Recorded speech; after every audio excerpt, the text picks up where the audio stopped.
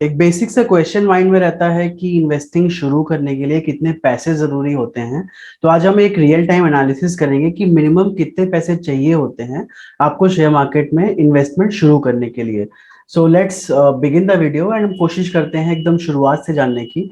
किसी भी शेयर को खरीदने बेचने के लिए आपको एक डीमैट प्लस ट्रेडिंग अकाउंट चाहिए होता है। आप अगर चार्जेस कंपेयर करेंगे तो ज्यादातर ब्रोकर्स में ऑफर्स चलते रहते हैं जहां पर अकाउंट ओपनिंग चार्जेस फ्री रहते हैं। फॉर एग्जांपल एंजल ब्रोकिंग में अक्सर ही ऑफर रहता है कि अकाउंट ओपनिंग आप फ्री में करा लीजिए। उसके बाद हर साल 200-300 रुपए उनका मेंटेनेंस चार्ज होता है। वो नेग्लिजिबल है अगर आप एक बार इन्वेस्टमेंट जर्नी शुरू कर दोगे तो।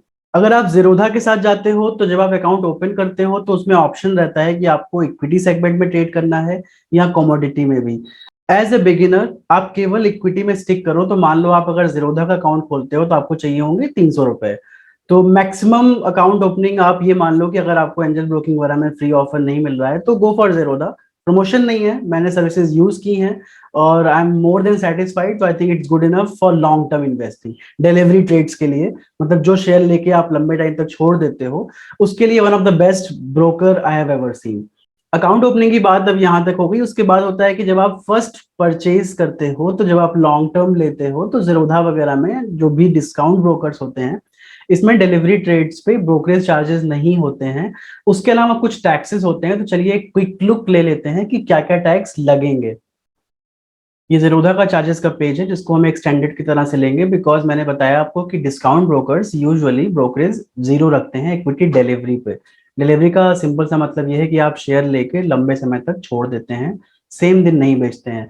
इनका ब्रोकरेज जीरो है।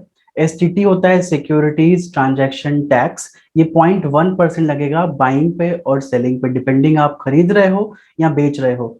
इसके अलावा ट्रांजैक्शन चार्जेस होते हैं जो एनएसई पे 0.00345% है, बीएसई पे भी अभी सिमिलर है बट ये वेरी कर सकता है।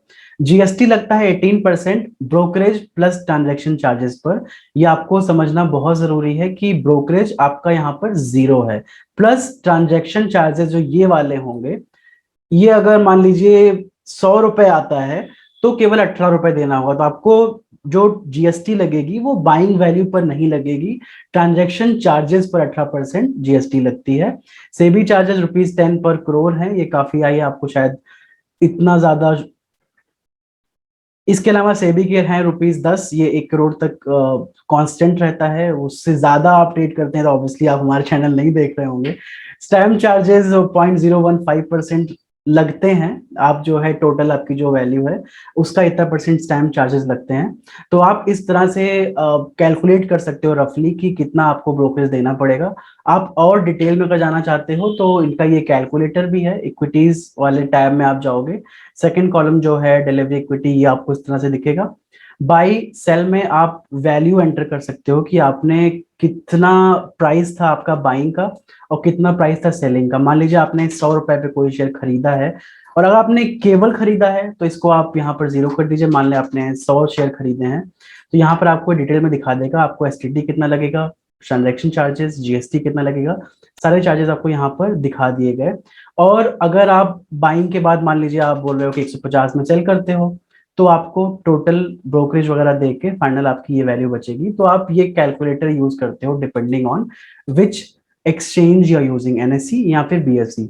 इस कैलकुलेटर से एक रफ आइडिया लग जाता है। And to be very honest, delivery trades में बहुत ज्यादा ब्रोकरेज नहीं लगता है बिकॉज मैं अगर ऑनेस्टली बात करूं तो हम जैसे लॉन्ग टर्म इन्वेस्टर्स जीरोधा के लिए टारगेट ऑडियंस नहीं होते हैं बिकॉज हम इनको उतनी कमाई नहीं देते हैं जितना एक इंट्राडे वाला बंदा दे देता होगा दिन में मल्टीपल ट्रेड्स लेके। So it's a good thing for us. Coming back to the initial question कि हम ये वीडियो बना क्यों रहे हैं, कि जरूरत कितनी होती है। तो पहले तो आपको 300 रुपए में अकाउंट खुल गया, टैक्सेस वगैरह मिला के बहुत ज्यादा नहीं लगेंगे for example.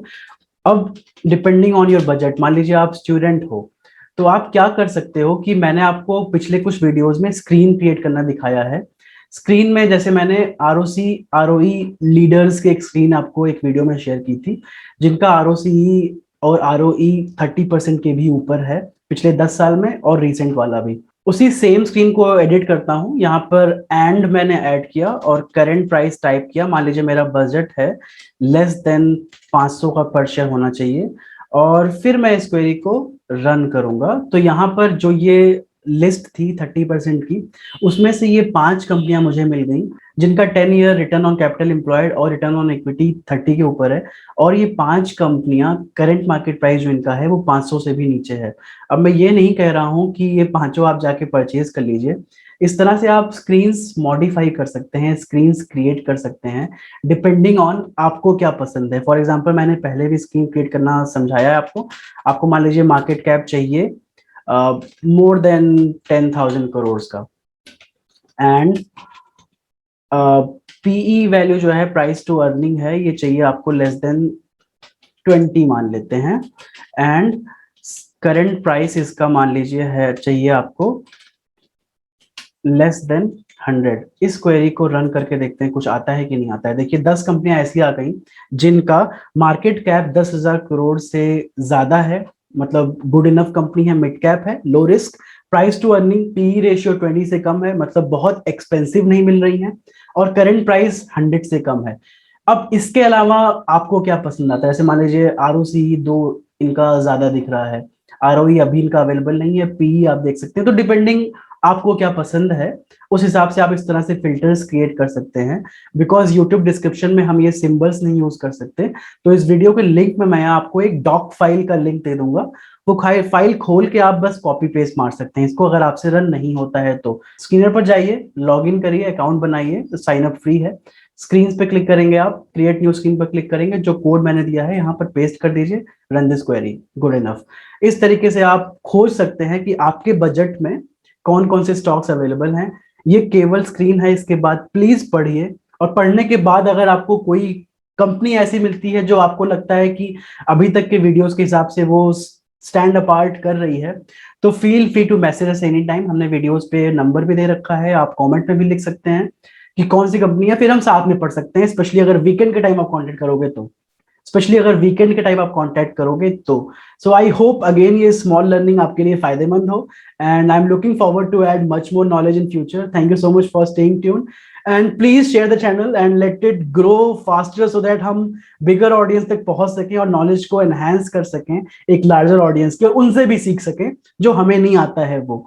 Thank you so much.